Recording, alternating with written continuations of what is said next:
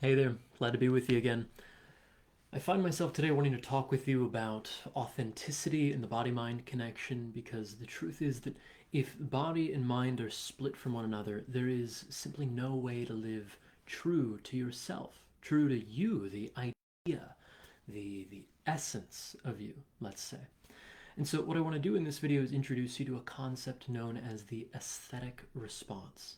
And I want to show you how this can help you connect more clearly to your values and start to create a life that actually is true to you, letting you live a life as a kind of n equals one experiment where you're not following someone else's rules, you're not playing someone else's game. You're able to actually create a life, a business, a body of work that's representative of what only you can create. Now, it's a lofty idea, but at the outset, you'll need to find two things in the room around you. One of these things, I'd encourage you to find something beautiful, and the other is going to be something ugly. Now, maybe it's going to take you a little bit of time, but as you look around the room, see if you can find something beautiful and something ugly. And this is where we can start to really exemplify this aesthetic response. So, if I grab a couple of things that come to mind readily, I have this sculpture that sits on my desk. It's this solid hunk of wood. You can see it's still got the bark, the moss on it, carved into a bit of a mushroom. And there's something about this that I just find captivating. I remember when I first saw it, I thought, it's more money than I want to spend on a thing, but I'm going to be better for having that thing. And if I find something ugly, what occurs to me, it's a Starbucks gift card. It was sent to me by a client at one point, and well, we didn't talk much about coffee, but for some reason they sent me this, and I look at it and I just think well, it's just a piece of plastic, right? So you find this beautiful and this ugly thing in the room around you, and take a couple of moments and contemplate that beautiful thing. Really just give yourself over to it. Let yourself focus on whatever this bit of beauty is in the room around you. And notice, how do you respond to it? What changes within your physical experience of yourself as you sit in contemplation of this beautiful object? And you could give it a couple of moments. You might notice what you think, what you feel, what you sense. And then turn your attention toward this ugly object. And notice here too how you respond to the ugly. And again, what do you sense? What do you think? What do you feel? If you'd like, you might go back and forth between these two, the ugly and the beautiful. And you could see the contrast that arises in your experience of yourself in relation to those two things. And this really exemplifies what the psychologist James Hillman describes as the aesthetic response. There's a way that when we encounter the beautiful, we are opened to it, we are drawn toward it. It pulls us out of ourselves. And there's a way that when we encounter the ugly, it repels us. We close ourselves off from it. And this is fundamental because this is something that you don't need to think your way through. There's the idea that beauty is in the eye of the beholder, sure. But we can all agree there is something universal about the beauty of a particular sunrise, a body of water, the way that the light might dapple across the leaves. There are certain things that are beautiful across cultures, across different individuals. And so this aesthetic response, it connects us deeply to our embodied experience of the phenomena that we encounter in the world around us. And isn't it so often the case that the world we inhabit is ugly? We live in uh, buildings that don't have much of a sense of purpose, much of an organizing aesthetic. They're just plopped there. Or we go to work in offices that are the same way. We drive along ugly stretches of highway. The sense of beauty is so often missing in our lives. And hopefully you can see from this little experiment with contemplation of the beautiful and contemplation of the ugly that this involves you and the way that you are. There is something existential about this. That if your life is full of ugliness, of course you find that you're closed off, turned inward, you're drained in a way. And if your life is full of beauty, on the other hand, that opens you to the world. It pulls you out of yourself. Now, there's something that I really want to highlight about this, and I'll introduce two representations from the psychiatrist R.D. Laing. The first of which is kind of like our ideal scenario. We have a vital embodied self that is in a dialogue, a dialectic relationship with the environment, and it engages in real perceptions, and therefore its actions are meaningful. And this is kind of the dream. This is how we might wish to experience ourselves, where we're in a state of enchantment with the world around us. We see something, we're captivated by it, our actions in relationship to it are intrinsically meaningful. They're valuable in a different way. But what Laing describes is a little more common of the way of being at this point, the kind of modern dilemma. It's that we have something like this. We have a false self that is split off from an inner self. And this inner self then is disconnected from the world around it. It starts to perceive and act with the surrounding world in relation to this false self. It's a kind of crust that we create, a character that we portray in relation to the world around us.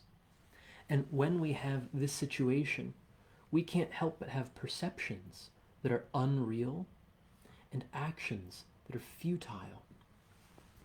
And isn't that so characteristic of the way that people experience the world at this point?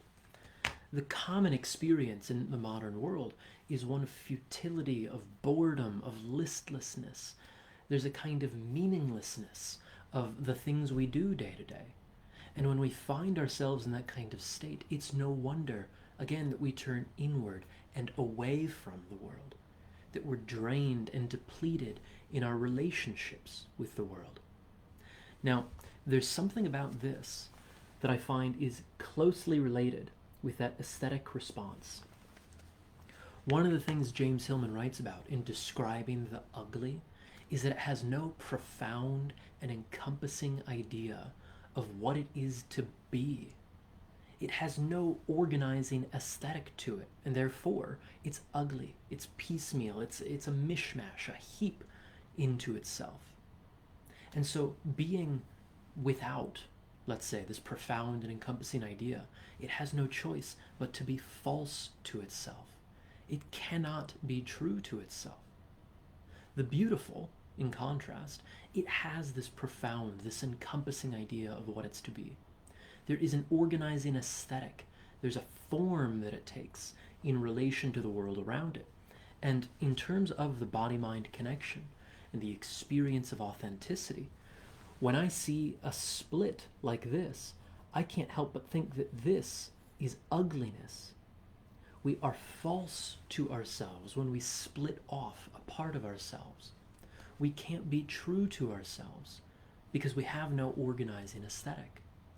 Now, it's not to say that if you find yourself experiencing this split, that you are ugly necessarily.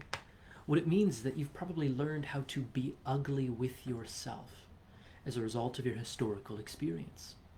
You've learned at a certain point that you, as you are not beautiful, not tolerable, not worthy of love in some way. Again, that's the thing with the beautiful. The beauty evokes love. The beautiful occasions the opportunity to love. It draws us toward it.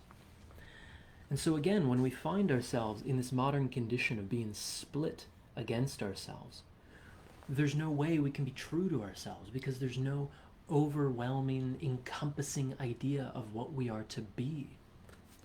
But if we can find ourselves back in this experience of a vital, embodied self, authenticity is the natural state of affairs at that point.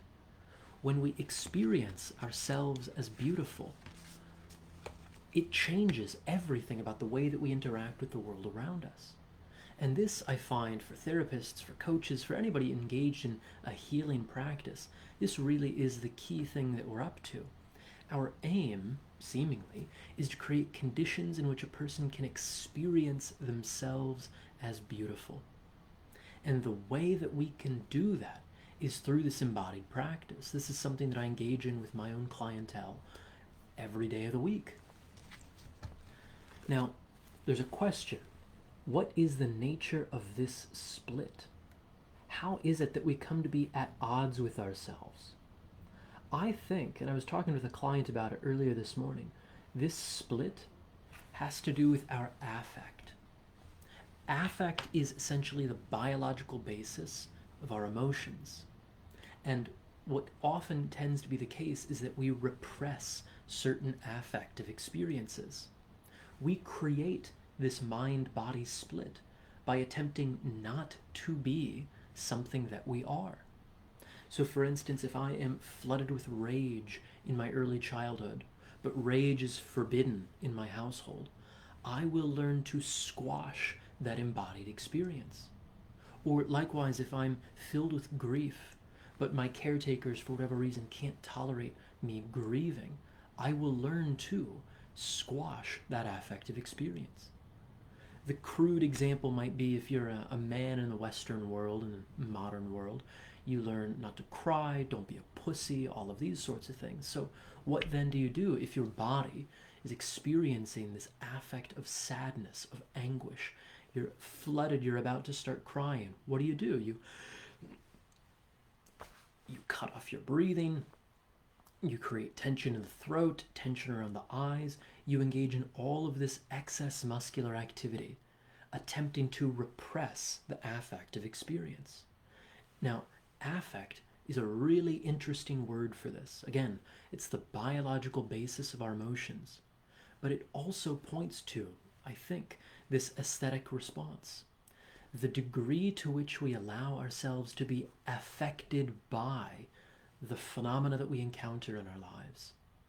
And if we are false with ourselves, if we don't let ourselves be drawn in by the beautiful and repelled or outraged by the ugly, if we don't let ourselves have this affective experience and be affected by the world around us, well, we experience ourselves as split at that point. And in that case, we make the world false. We make our perceptions unreal, and we make our actions futile. But if we can give ourselves over to that affective experience, if we can learn to be what we are in relation to the phenomena that we encounter, to be outraged by them, to be enchanted by them, to be swept up by our emotions, to cry when we're sad, to be angry when we're angry, to be joyful when we're joyful, then we connect to this vital embodied self. Then and only then are we capable of an authentic experience of our world. Because then and only then do we heal that internal rift in our experience. We're no longer false with ourselves. We see that we can be beautiful even as we experience these particular affects. And in doing so, we make real our perceptions and we make meaningful our actions. So, I hope this gets the wheels turning for you. This affective, or pardon, this aesthetic response I find is so central to re-establishing the sense of wholeness in our being. Because when you contemplate the beautiful and you contemplate the ugly, what you experience isn't something in your body and it isn't something in your mind. These ideas, these words themselves, they contribute to the split in our experience. What you experience in this affective response when you are given over to the beautiful and to the ugly is an experience in the entirety of your being. It is you as a concrete entity in relation to the world, no longer split within yourself, but given over entirely to that phenomenon.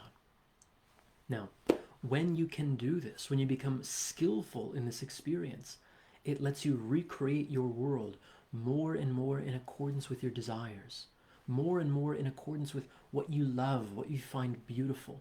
You can actually create more of this for yourself. And part of that means allowing yourself to be outraged and repelled by the ugliness that you encounter. Again, so often we learn to acclimate ourselves to the ugly. Most of the constructed world that we move through, it's ugly. Again, there's no profound and encompassing idea of what it is to be. Most of the cheap shit that fills our houses, it's ugly, it's disposable, there's no organizing aesthetic to it. And so again, if you can reconnect to your aesthetic response, if you, in the entirety of your being, your body, your mind, your whatever, can experience being pulled out of yourself, opened to the world, it makes it much more evident what you're to do with your life. It makes it much more evident the sense of purpose that you're here to fulfill.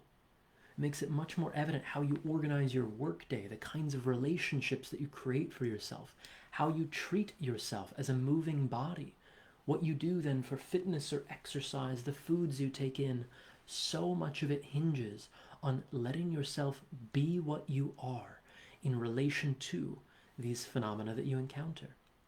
So much of it hinges on being affected by the world around you, which means connected to your affective, your emotional experience, and the aesthetic response that permeates the entirety of yourself. So, maybe that's enough for the time being. I have a client call coming up here shortly, but I hope that this has given you a little something to think about. If this is something you'd like to learn how to apply in your own life, to learn how to create a life in accordance with the values that you set for yourself, to work in a way that is purposeful, that is meaningful, feel free to send me a message. In January, I'll be starting something called the ITIA Mastermind. ITIA, it's a word that essentially means something that occasions the coming forth and coming into being of something else. But what we're going to look at over these 4 months together in this small group is how you can connect more deeply to your embodied experience, how you can heal the body-mind rift, how you can find yourself no longer in this split state. And in doing so, you can experience a renewed sense of vitality and spontaneity. You can connect to what is true for you, and you can organize your work and your life in accordance with that. Again, we'll get started in January, a little after halfway through the month, so you have a little time. But if you're curious about this, send me a message and I'll gladly send you the info sheet and answer any questions you have about it as well. In the meantime, take care, be well, and be affected by the world around you.